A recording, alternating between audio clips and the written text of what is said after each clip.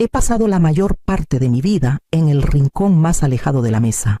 Cuando Emiliano era pequeño, me convencía a mí misma de que no importaba, las madres ceden, las madres se adaptan, pero a medida que los años pasaron, ese asiento parecía alejarse más y más de las personas que alguna vez creí que eran mi familia.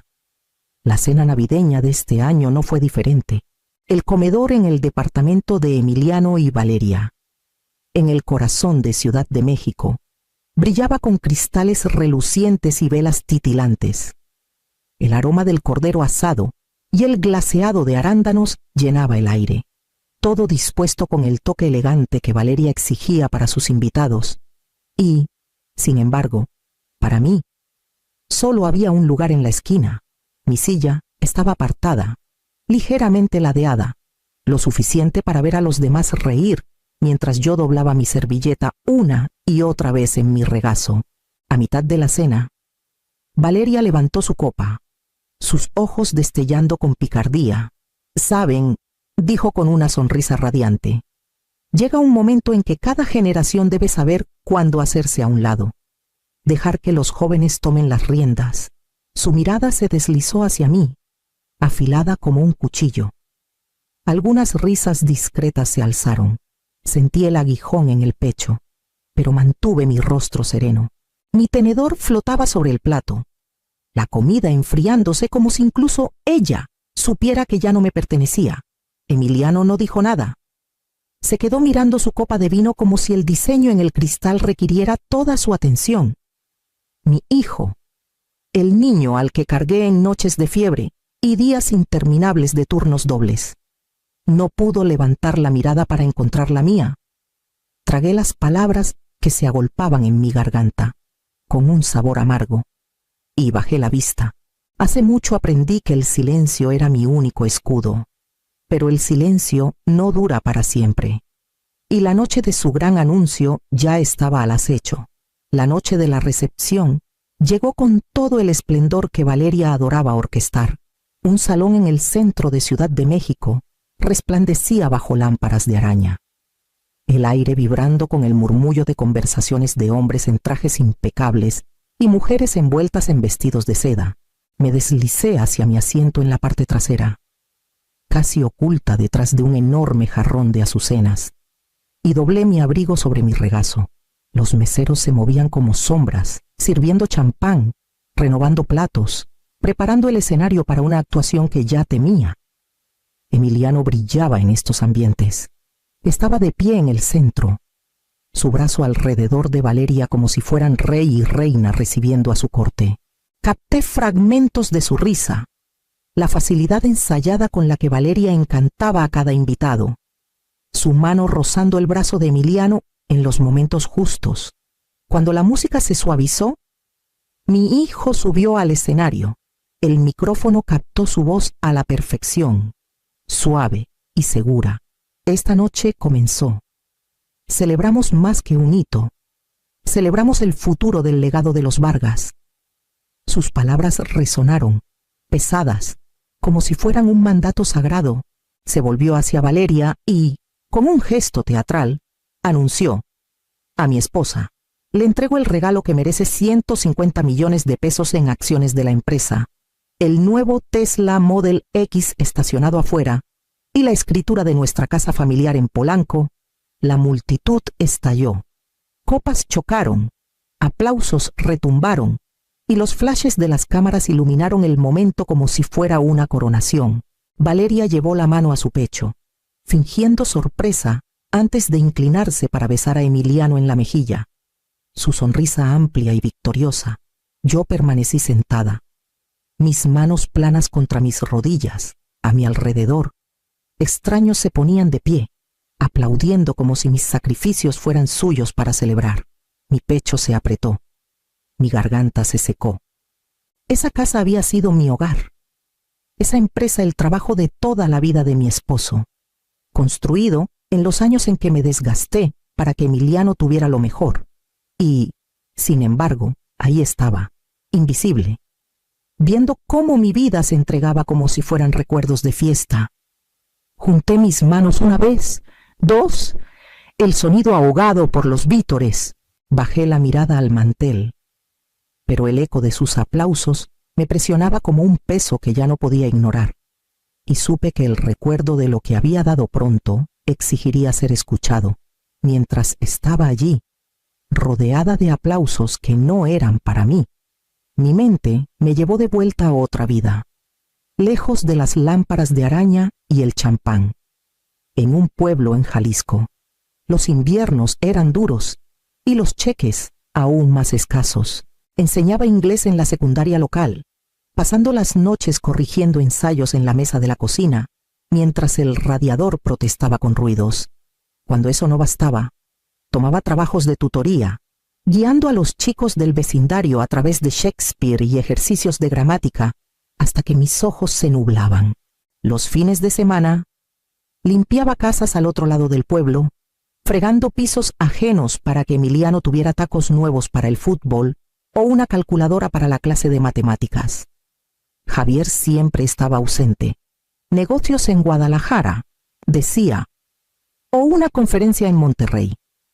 Su voz era segura, prometedora, pero me dejaba sola con las cuentas apiladas en la mesa y un niño que preguntaba por qué su papá no estaba en casa para la cena otra vez.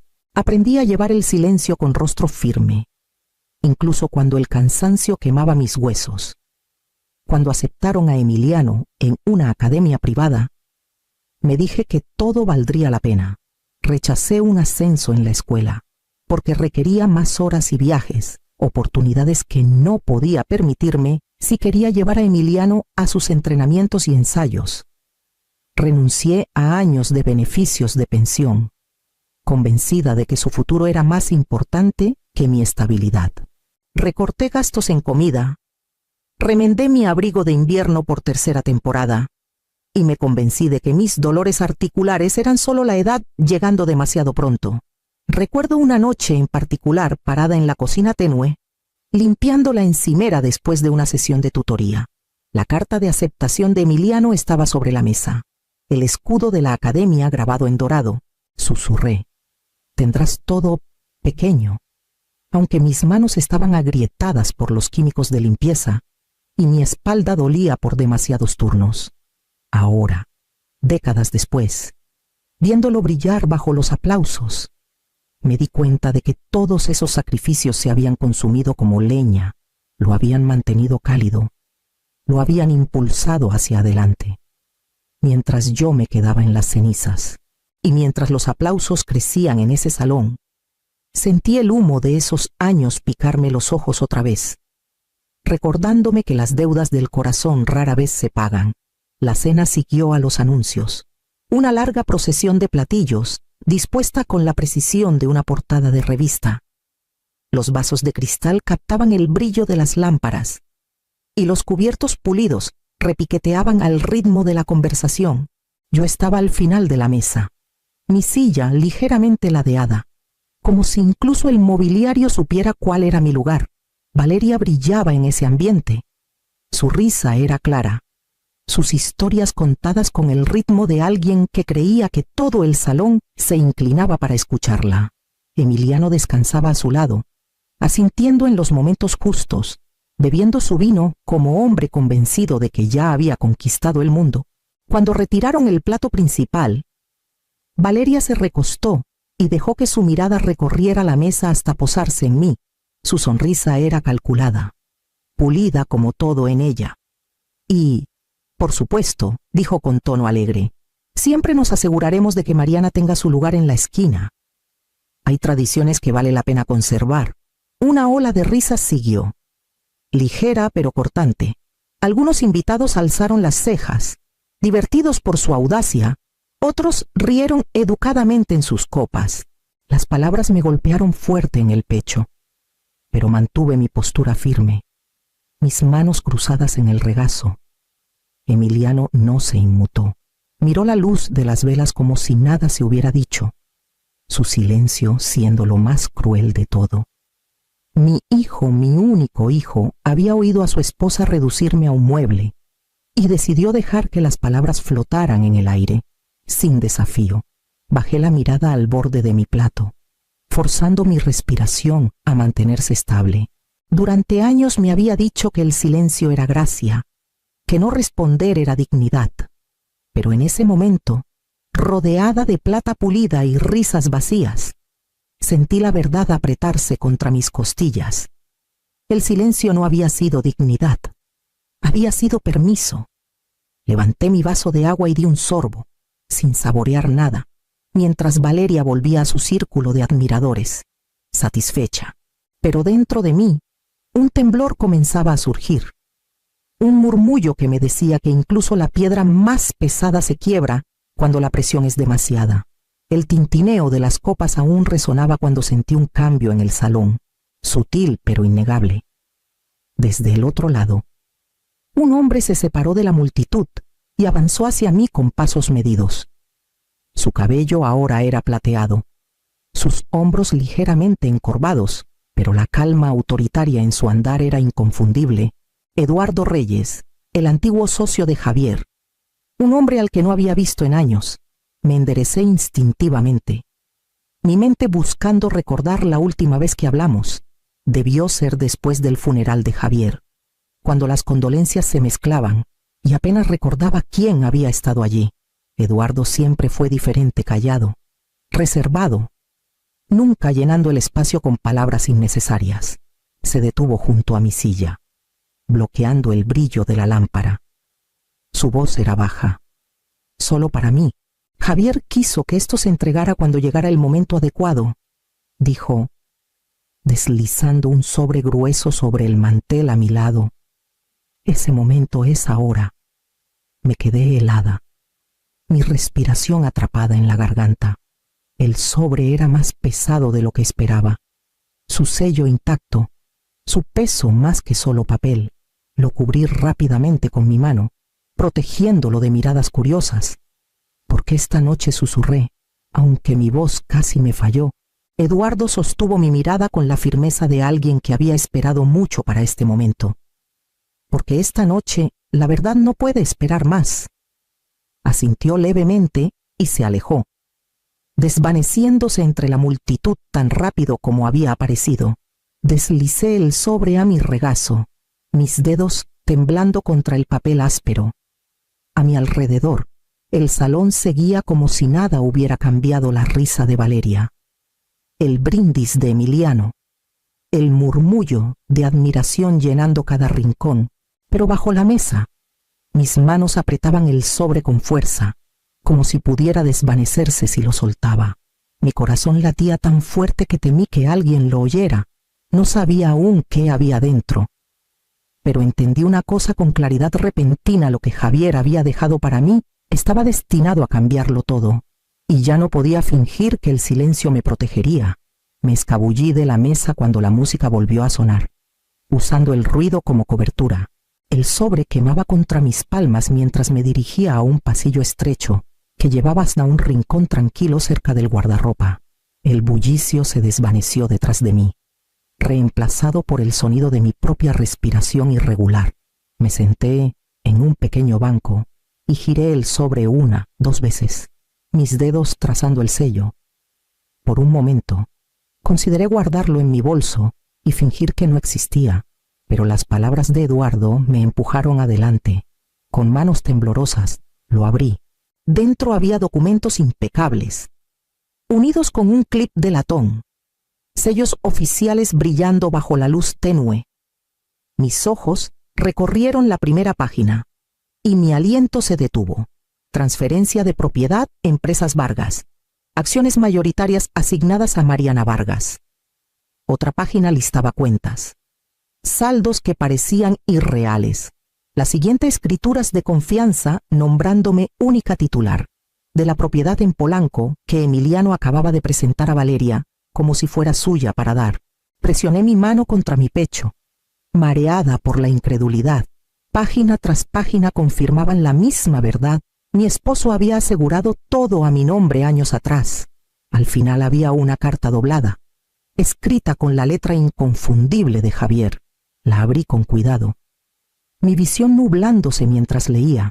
Mariana, si estás leyendo esto, significa que Eduardo ha juzgado que el momento es el correcto. tú cargaste con esta familia cuando yo no estaba, cuando no vi lo que sacrificaste. Resististe. Viste personas, no ganancias. Por eso te elegí. Eres la legítima heredera. No dejes que te disminuyan más. Lidera con la fuerza que siempre pasé por alto. Pero nunca dudé. Las lágrimas rodaron por mis mejillas, no solo de alivio, sino por el dolor de escuchar su voz de nuevo en la tinta. Había vivido tanto tiempo creyendo que mis esfuerzos eran invisibles, que mi valor se medía solo en silencio. Pero aquí estaba la prueba de que el hombre que construyó el imperio sabía que también se sostenía en mi espalda. Doblé la carta con manos temblorosas, la guardé junto a los documentos y los presioné contra mi pecho, aterrada y validada. Entendí en ese instante que mi silencio no podía durar más. La música del salón volvió a sonar, llamándome de vuelta al momento que esperaba. El salón se aquietó cuando Emiliano volvió al micrófono, levantando su copa con precisión teatral. Su voz resonó a través de las lámparas, pulida y dominante, por mi brillante esposa, Valeria, y por el legado que llevamos adelante. Esta noche no es solo una celebración de nosotros, sino del futuro del nombre Vargas. Juntos lo haremos más fuerte que nunca. Los aplausos resonaron, ansiosos y fuertes. Valeria llevó su mano al corazón, su sonrisa amplia y triunfal. Yo aferré el sobre bajo mi brazo, los papeles dentro ardiendo como una llama secreta. Las palabras de la carta de Javier resonaban en mi mente. Eres la legítima heredera. No dejes que te disminuyan más. Antes de que perdiera el valor, empujé mi silla hacia atrás. El sonido al raspar contra el suelo de mármol cortó los aplausos. Mis piernas temblaban mientras avanzaba, cada paso impulsado por los años que había soportado en silencio. La distancia al escenario parecía interminable, pero mis pies me llevaron sin pausa. La sonrisa de Emiliano titubeó al verme acercarme. Se inclinó ligeramente hacia el micrófono, pero bajó la voz para que solo yo lo oyera. No nos hagas pasar vergüenza, siseó, con los dientes apretados, los ojos afilados con advertencia. Valeria ladeó la cabeza, su sonrisa floreciendo como si esperara que tropezara, que retrocediera. En cambio, subí los pocos escalones al escenario, mis manos temblando pero lo suficientemente firmes para aferrar el borde del podio. Miré al mar de rostros ejecutivos, amigos de la familia, extraños que habían aplaudido a una mujer que no había hecho más que tomar lo que nunca fue suyo para dar. Por primera vez en años, el peso de su juicio no me aplastó. Tomé el micrófono. Mi voz tembló en la primera palabra, pero se fortaleció con cada respiro. En realidad, dije, mis ojos fijos en Emiliano y Valeria, este momento me pertenece a mí. Jadeos se esparcieron por la multitud, súbitos y agudos, como si el aire mismo hubiera cambiado. Las manos se detuvieron a medio aplauso. Las copas se bajaron sin sonido. El salón, que momentos antes resonaba con vítores, ahora contenía el aliento. El rostro de Emiliano se oscureció. La sonrisa de Valeria se tensó, y todos los ojos se volvieron hacia mí. Mis manos temblaban mientras sostenía los papeles dentro de mi chaqueta, lista para mostrar la verdad que había estado oculta demasiado tiempo. El silencio presionaba, exigiendo las palabras que había cargado en secreto durante décadas. Y supe que no había vuelta atrás cuando llegó el siguiente momento. Por un instante, nadie se movió. Luego Emiliano soltó una risa corta, aguda y forzada. Mamá, debes estar cansada. Siéntate antes de que te hagas más el ridículo. Sus palabras fueron lo bastante suaves para el micrófono, pero sus ojos ardían de pánico. Valeria siguió con una risa propia, inclinando la cabeza hacia la multitud. Es un amor, ¿verdad? Siempre dramática, siempre buscando atención. Su encanto se quebró solo un poco, pero vi el tic en la comisura de su boca. Saqué los documentos de mi chaqueta y los sostuve en alto para que todos los vieran. Esto no es teatro. Estas son las transferencias legales firmadas hace años por Javier Vargas. La empresa, La casa, las cuentas, son mías. El salón estalló en murmullos, susurros afilados cruzando las mesas pulidas. Los invitados se inclinaron, estirándose para ver el sello estampado en las páginas. Emiliano se lanzó hacia adelante, su mano a medio camino de los papeles. Eso es absurdo. Papá nunca basta. La voz de Eduardo Reyes cortó el salón. Firme y deliberada. Avanzó desde la multitud, su cabello plateado captando la luz. Soy el fiduciario nombrado en esos documentos. Los guardé en confianza a petición de Javier, para ser entregados solo cuando el momento fuera el adecuado. Ese momento es ahora. Jadeos rodearon el salón. Algunos invitados intercambiaron miradas de asombro. Otros asintieron lentamente, como si la verdad solo hubiera esperado este momento para llegar. El rostro de Emiliano se encendió en rojo. Abrió la boca, pero no salió ninguna palabra. La sonrisa de Valeria colapsó, sus ojos buscando un aliado en el salón, sin encontrar ninguno. Me afirmé en el micrófono.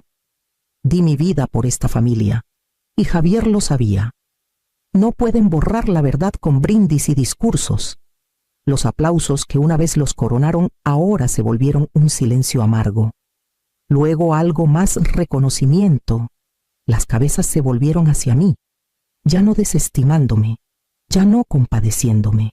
El peso de décadas se alzó de mis hombros mientras bajaba los papeles. Los puños de Emiliano temblaban a sus costados. El encanto de Valeria finalmente destrozado. Y el salón comenzó a inclinarse hacia mí, no hacia ellos.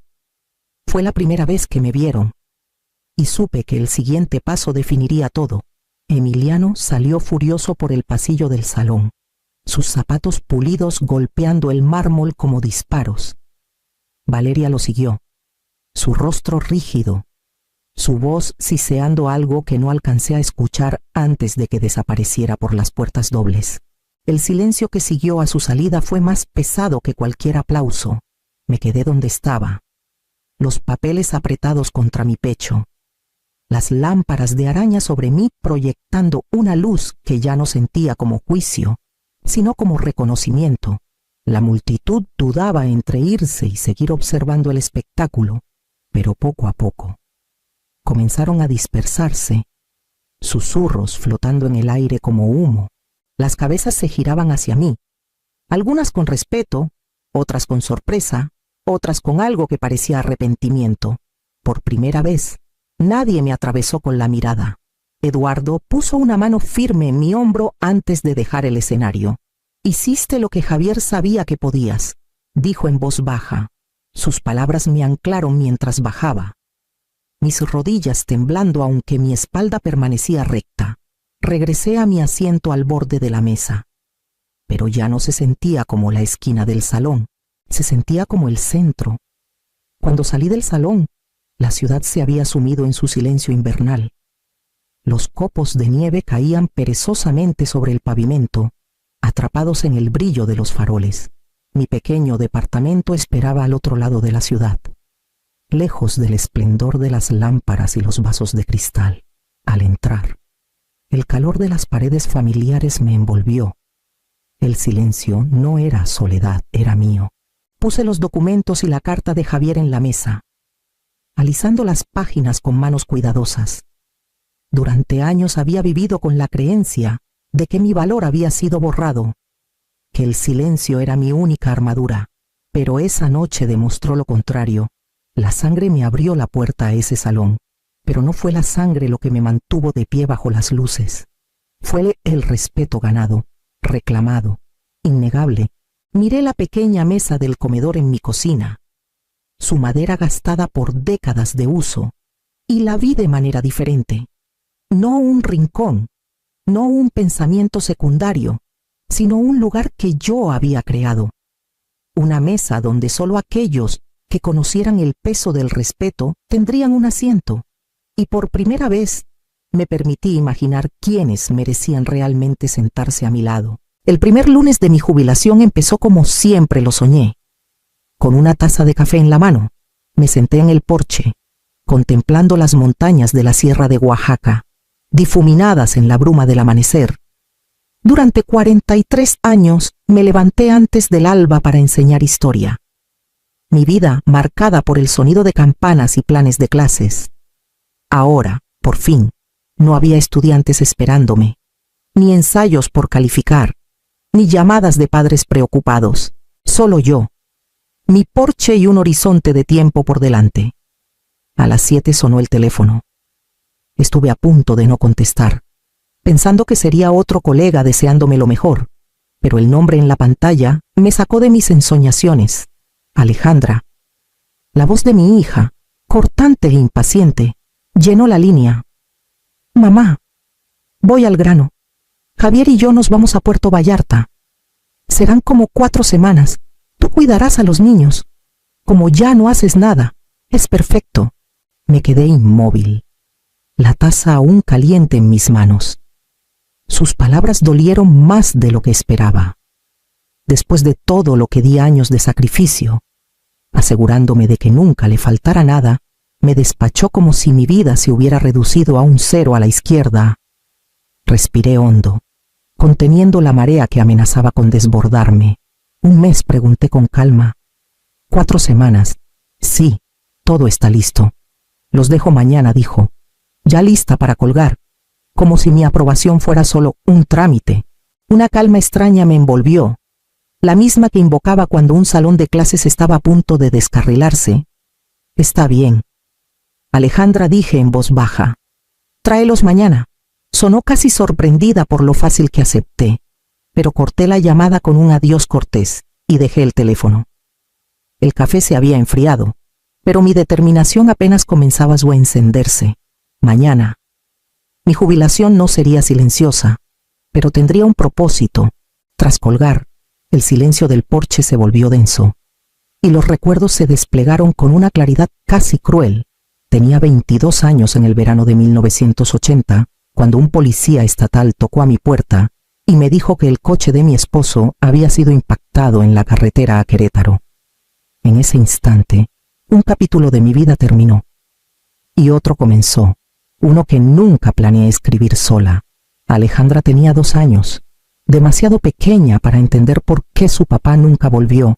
Terminé mi maestría con ella a cuestas, equilibrando planes de clases con cuentos antes de dormir, montones de tareas al lado de frascos de jarabe para la tos cuando se enfermaba. Acepté clases extra en el Instituto de San Miguel, enseñando en años en que el currículo apenas alcanzaba a reflejar los conflictos del país. Guié a adolescentes a través de debates sobre la sombra de la revolución, los derechos indígenas y los temores de la Guerra Fría, insistiendo en que la historia no era solo fechas, sino decisiones. En casa, intenté darle a Alejandra la misma estructura. Las horas de dormir eran innegociables, los deberes revisados, las tareas del hogar esperadas. Siempre tuvo un almuerzo preparado, nunca faltó a una cita médica, y usaba zapatos comprados con los pesos que ahorraba al saltarme cenas que no podía pagar. Pensé que la disciplina era el amor hecho visible, pero conforme crecía, esa disciplina se endureció en algo que ella parecía resentir. Sus años adolescentes estuvieron llenos de portazos y palabras afiladas. Me dije que su enojo era pasajero, que el silencio en la casa significaba que las tormentas habían pasado. Solo ahora me pregunto si ese silencio fue simplemente rendición, no paz.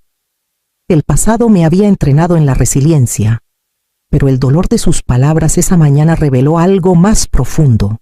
Alejandra nunca entendió el costo de lo que di, y mañana, cuando dejara a sus hijos en mis manos, tendría la oportunidad de enseñarle esa lección en un idioma que ya no podría ignorar. La mañana después de la llamada de Alejandra, me vestí como si aún fuera a la escuela. Los viejos hábitos son duros de matar, y necesitaba la firmeza de la rutina, pero en lugar de un salón, manejé al centro, a una pequeña papelería en la calle Independencia. El dueño, que hace décadas me vendía tizas y mapas, se sorprendió al verme, pero sonrió cuando le pedí kits de actividades y cuadernos de lectura para varias edades. Salí con bolsas llenas de rompecabezas, sets de ciencia y libros de cuentos, herramientas no solo para ocupar, sino para moldear. De camino a casa, me detuve en el estacionamiento del centro comunitario. Clara Méndez me recibió en el vestíbulo, más alta que cuando fue mi alumna de secundaria, pero con la misma chispa de energía. Ahora trabajaba como coordinadora de programas juveniles, y cuando le expliqué que necesitaría ayuda para mantener a 4 niños ocupados, sonrió. «Te debo más de un favor», dijo. «Pasaré por las mañanas».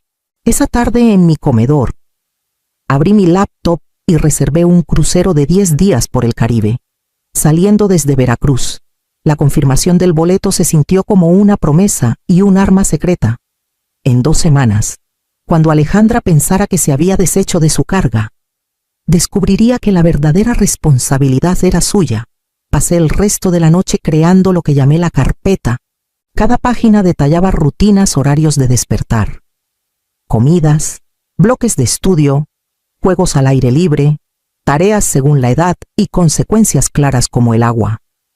Era el orden destilado, la disciplina escrita en letras claras. Cuando cerré la carpeta, sentí la misma satisfacción que al terminar un plan de clases. Mañana, la prueba comenzaría.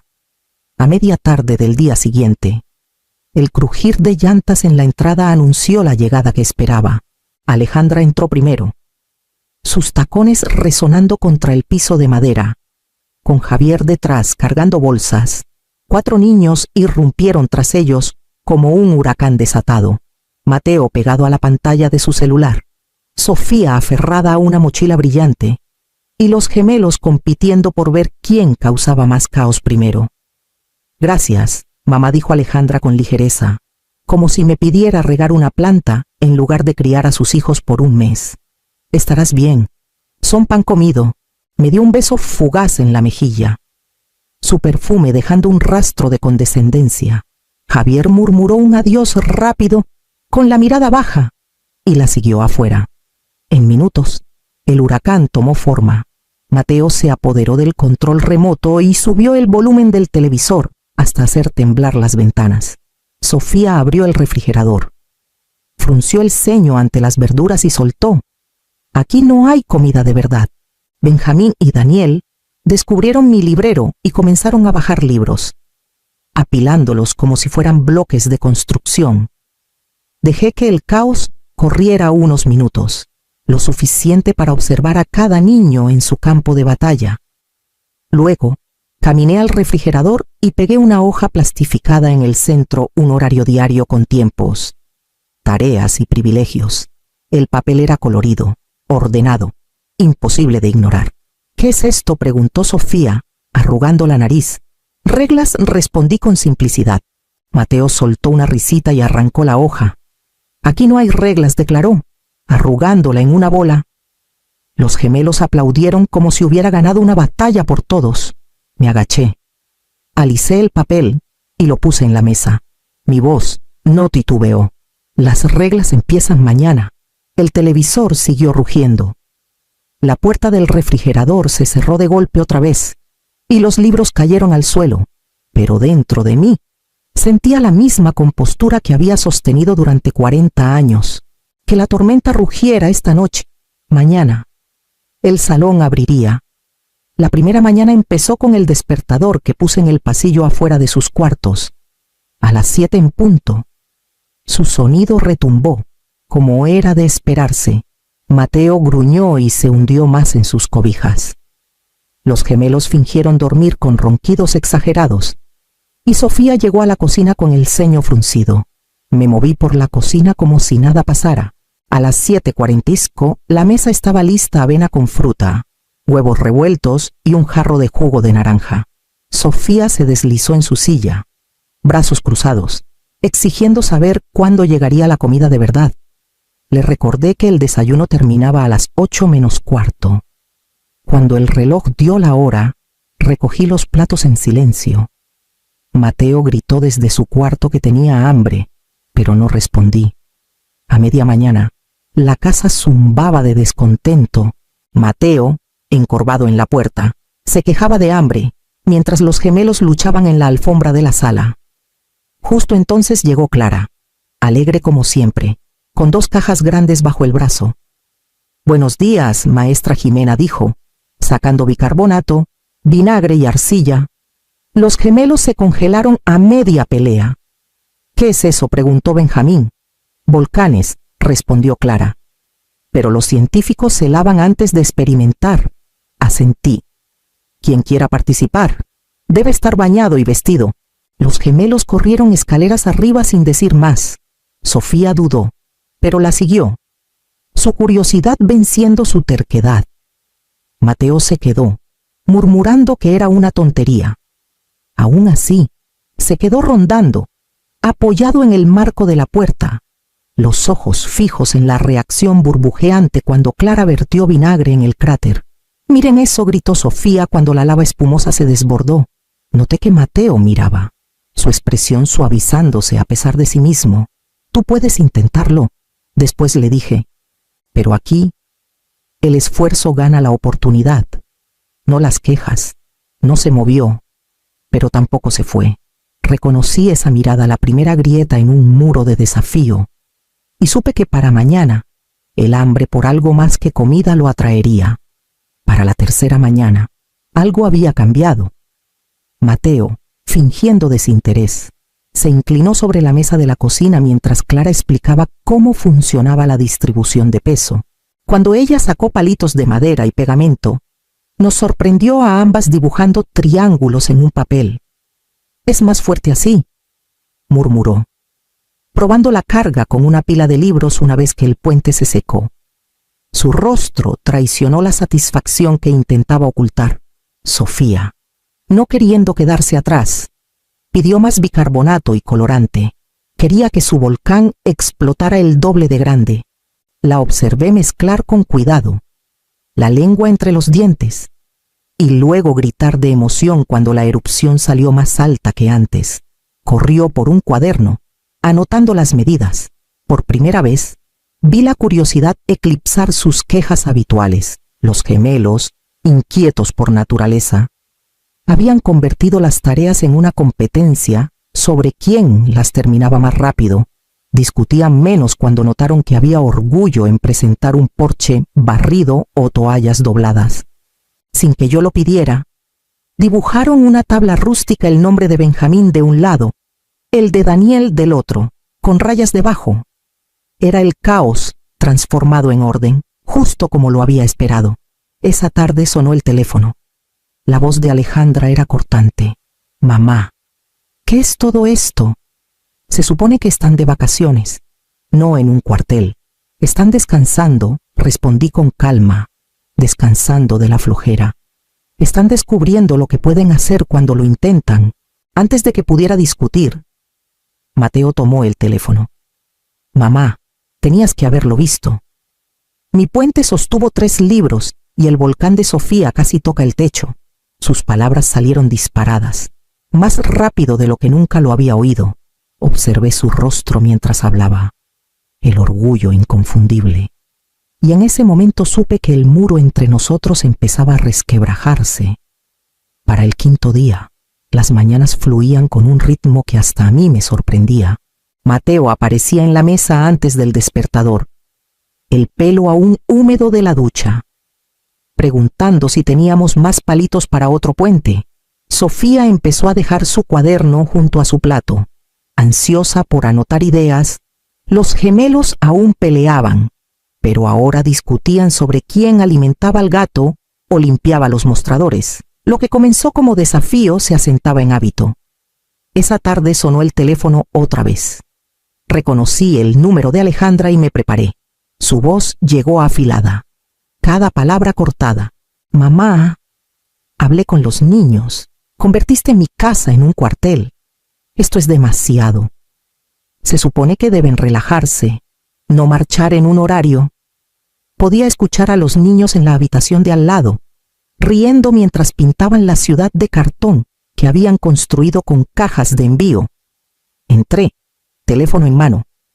«Su mamá quiere hablar», dije, presionando el botón del altavoz. «Mamá», dijo Mateo, limpiándose pintura de los dedos. «Cariño, la abuela los está obligando a hacer todas estas tareas y reglas». Mateo me miró, luego al teléfono. «No nos está obligando. Es diferente, pero está bueno. Hoy mi puente sostuvo 5 libros. Sofía se metió. Y yo hice una tabla para ver qué mezcla de volcán funciona mejor. Es divertido. Mamá, mucho mejor que solo ver tele. Los gemelos gritaron uno sobre el otro, anunciando con orgullo cómo barrieron el porche juntos. Sus voces resonaban de emoción, no de queja. Hubo silencio en la línea. Luego la voz de Alejandra, tensa e incrédula. ¿De verdad les gusta esto? Les gusta, respondí en voz baja. Si dudas, ven a verlo con tus propios ojos. El teléfono se cortó sin respuesta, dejando a los niños mirándome con ojos grandes. Sonreí y les dije que volvieran a su ciudad, sabiendo que el equilibrio del control ya estaba cambiando. Al final de la primera semana, la transformación en la casa era innegable. Mateo llevaba sus modelos de puentes a la cocina cada mañana, probándolos con nuevos pesos. Sofía había llenado medio cuaderno con experimentos, su letra emborronada donde su emoción superaba su pulcritud. Los gemelos aún discutían, pero reían más que gritaban. Su rivalidad canalizada en competencias sobre quién limpiaba mejor el fregadero o leía más rápido en voz alta. Los senté una noche después de la cena. La mesa despejada, excepto por los horarios que había pegado en la pared. Han hecho un gran trabajo, les dije, pero hay algo que deben saber. En una semana, no estaré aquí. 4 pares de ojos parpadearon hacia mí. Mateo habló primero. ¿A dónde vas? Reservé un crucero hace meses. Sale desde Veracruz. 10 días en el mar. Mientras no esté, estarán en casa con su mamá y su papá. La habitación quedó en silencio. Ni los gemelos se movieron. Finalmente, Sofía susurró, ¿pero quién nos va a despertar? Ya saben cómo dije. Y para asegurarme, lo escribí todo. Saqué la carpeta de debajo de mi silla y la puse en la mesa. Gruesa con páginas codificadas por colores, rutinas matutinas, comidas, tareas, proyectos, incluso sugerencias para salidas. Cuando más tarde se lo expliqué a Alejandra por teléfono, su compostura se rompió. No puedes dejarme con toda esta estructura. No sé cómo mantenerlos en línea. No puedo con esto. Claro que puedes, dije con firmeza. Los niños aprendieron en menos de una semana. Tú también aprenderás, un día a la vez. Como ellos, su respiración era audible, irregular. Por primera vez, no tuvo una réplica cortante. Cerré la carpeta con un chasquido satisfactorio y la puse en la mesa. Las reglas ya no eran solo mías. Ahora le pertenecían a la familia. Y quisiera o no, Alejandra tendría que enfrentar la misma prueba que sus hijos ya habían superado. El día que Alejandra regresó, llegó antes de lo que esperaba. Escuché las llantas en la entrada antes del amanecer, y cuando abrí la puerta, estaba ahí sin su armadura pulida de siempre, sin maleta llena de recuerdos, sin aire triunfal de superioridad, solo una mujer cansada aferrando su bolso con demasiada fuerza. Adentro. Los niños ya estaban despiertos. Mateo estaba en la estufa preparando huevos revueltos, volteándolos con la concentración de un joven, en lugar del chico que antes se negaba a salir de la cama.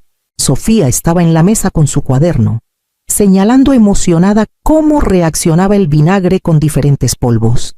Los gemelos irrumpieron desde el porche, sus manos orgullosamente sosteniendo macetitas con plantones de jitomate que habían cuidado desde semillas. Alejandra se congeló en la puerta, sus ojos pasando de un niño a otro. ¿Qué? ¿Qué está pasando aquí? Mateo levantó la vista, espátula en mano. El desayuno estará listo en un minuto. ¿Quieres, mamá? La voz de Sofía se superpuso. Te puedo mostrar el experimento después de comer. Es bien chido. Los gemelos alzaron sus plantas al unísono. Nosotros las crecimos. ¿Podemos ponerlas en el jardín? Por primera vez. No los corrigió ni regañó su ruido. Solo miró, atónita, como si hubiera entrado a la familia de alguien más. Le serví una taza de café y le hice un gesto para que se sentara. Esto es lo que parece la disciplina cuando se hace con constancia, dije con suavidad. No es castigo, Es dignidad. No son niños diferentes, son los mismos, pero ahora saben de lo que son capaces. Sus ojos se llenaron de algo entre arrepentimiento y miedo. Pensé que si les daba todo, si los dejaba hacer lo que quisieran, se sentirían amados, pero solo los malcrié. No les enseñé nada. Puse mi mano en la carpeta entre nosotras.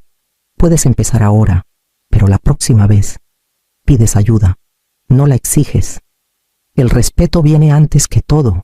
Asintió, en silencio por una vez, como si el peso de mis palabras se asentara, y por primera vez en años, vi no desafío, sino un destello de humildad en sus ojos, del tipo que podría permitir que algo nuevo creciera.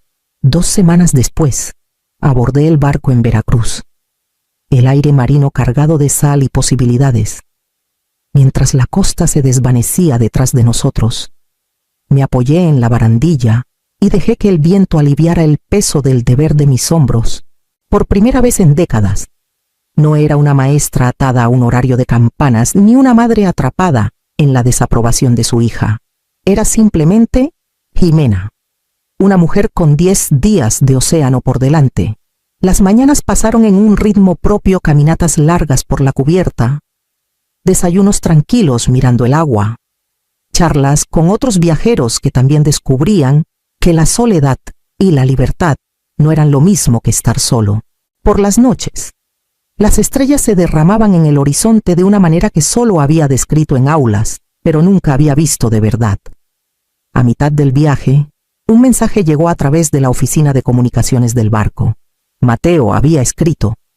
Sus palabras eran apresuradas, llenas de orgullo.